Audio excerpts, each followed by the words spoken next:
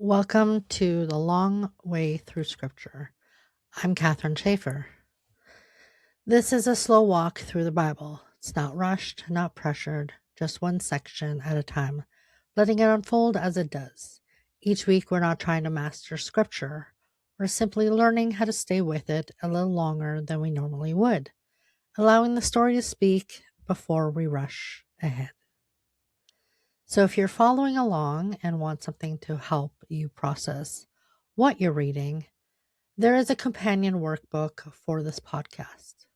It's simple and steady, just something to help you reflect and stay grounded in the text as you go. You can find it in the link in the show notes on the website, catherineschaefer.com. It's not something you have to keep up with. I'm really glad you're here. So let's begin. Week 24, Book of Daniel. By the time we arrive in Daniel, we are still living in the shadow of exile. Jerusalem has fallen, the temple has been destroyed, the people have been scattered. Everything that once felt stable has been shaken. Last week in Ezekiel, we saw God speaking to people living in exile and reminding them that his presence had not been left behind in Jerusalem. Daniel takes us into that same period of history, but from a different perspective. Instead of standing among the exiles receiving prophetic visions, we follow the life of a young man carried into Babylon and asked to build a life in a place he never intended to live. That setting is important because Daniel is not trying to remain faithful in comfortable circumstances. He is trying to remain faithful in a culture that does not share his beliefs, traditions, or his understanding of God. Many readers know Daniel because of a handful of famous stories: the lion's den, the fiery furnace, the mysterious writing on the wall. Those stories are certainly part of the book. But when we slow down enough to look at the larger picture, a deeper theme begins to emerge. Daniel is a book about faithfulness when the world around you is moving in a different direction. The opening chapter introduces us to Daniel and several other young men who have been taken from Judah and Babylon. Almost immediately, they are faced with choices about identity. New names are given to them. Expectations are placed upon them. They are being trained to serve within the Babylonian system and surrounded by influences designed to reshape how they think.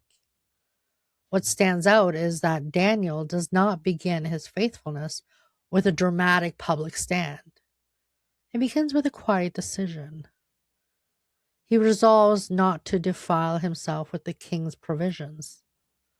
On the surface, it may seem like a small moment, but it reveals something significant.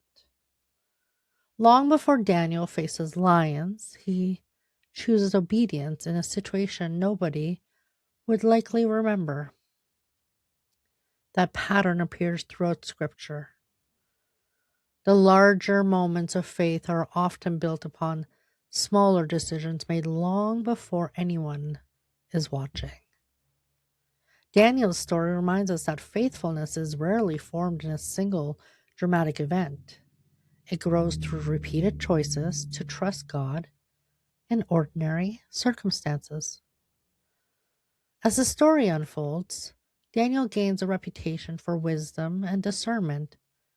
This becomes particularly important when King Nebuchadnezzar has troubling dreams that none of his advisors can explain.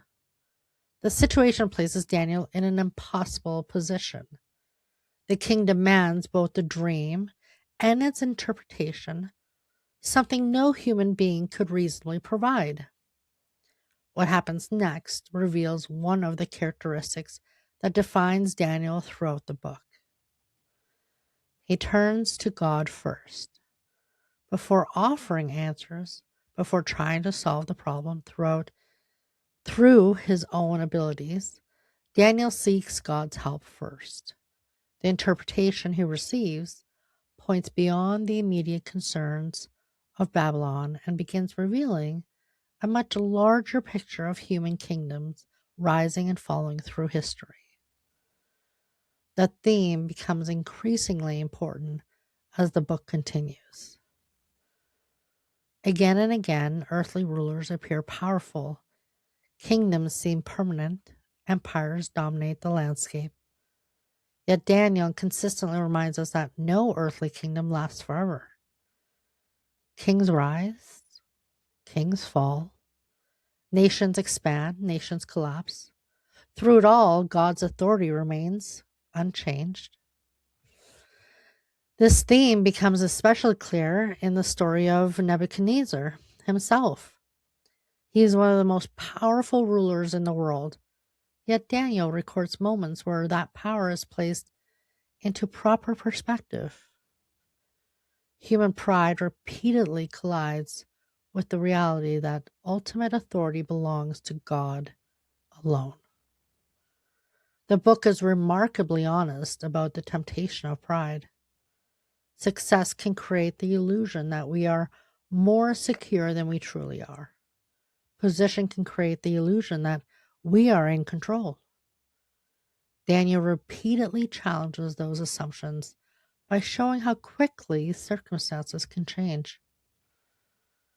Alongside Daniel's story are the well known accounts of Shadrach, Meshach, and Abednego. Their refusal to bow before the golden image remains one of the most memorable scenes in Scripture. What often stands out to me is their response before they know how the story will end.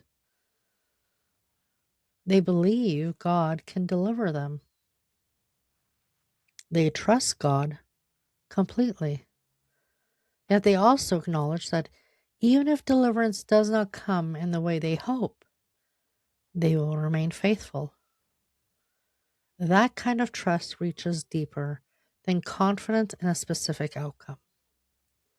It is trust rooted in God's character. The fiery furnace itself often receives most of our attention, but the greater lesson may be found in the faith that existed before the miracle ever happened. As Daniel grows older, another challenge arrives. A new decree forbids prayer to anyone except the king. Once again, Daniel faces a decision.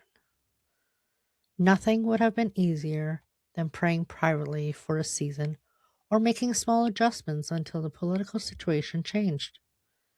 Instead, he continues doing what he has always done, not to create conflict, not to make a statement, simply because his relationship with God remains unchanged.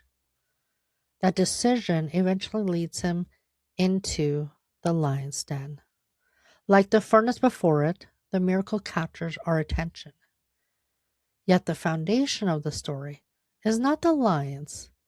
It is the consistency of a life that remained anchored to God regardless of changing circumstances.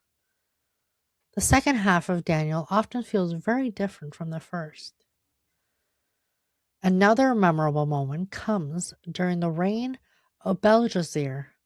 While a feast is taking place, a mysterious hand appears and writes words on a wall that no one can understand.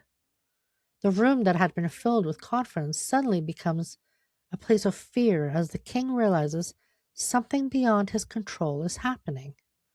Once again, Daniel is called to interpret what others cannot. The message is sobering. Babylon's days are numbered.